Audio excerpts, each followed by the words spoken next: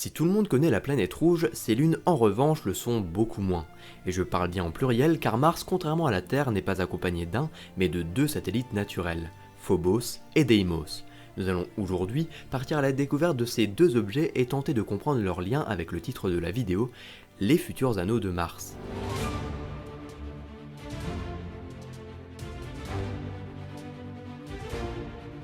Tout d'abord, parlons un peu de ces deux objets.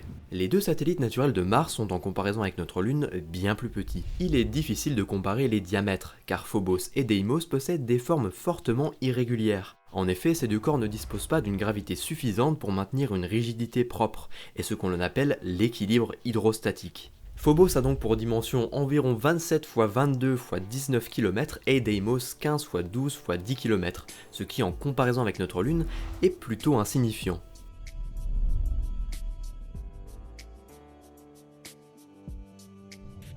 Aujourd'hui encore, l'origine de ces deux objets n'est pas définie, cependant plusieurs théories ont pu être formulées. La première est la capture des deux corps par le champ gravitationnel de la planète.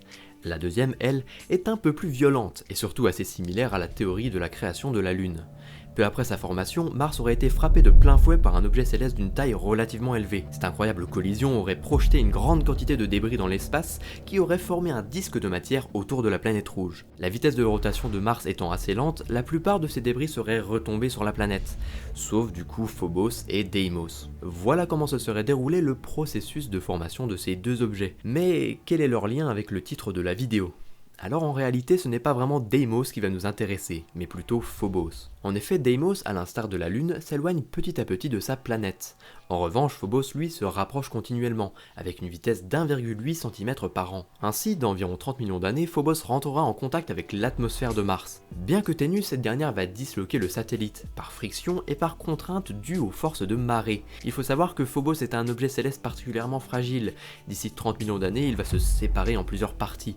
Les morceaux dont la rigidité est la plus forte vont tomber directement sur la planète, offrant un spectacle plutôt sympathique, tandis que les autres débris vont former petit à petit un anneau. Cet anneau sera présent plusieurs millions d'années selon les estimations, donnant un aspect saturnien à la planète rouge, et franchement j'aurais bien aimé voir ça. Et voilà donc comment dans le futur Mars possédera des anneaux, de quoi laisser rêveurs les fans d'astronomie. Bon et bien c'est à peu près tout pour cette vidéo, j'espère que vous avez pu apprendre quelque chose, si c'est le cas n'hésitez pas à partager la vidéo, à mettre des petits pouces bleus, déposer un petit commentaire, bref, vous savez quoi faire. En attendant je vous donne rendez-vous pour de prochaines vidéos qui sortiront je l'espère avant que Mars ait des anneaux.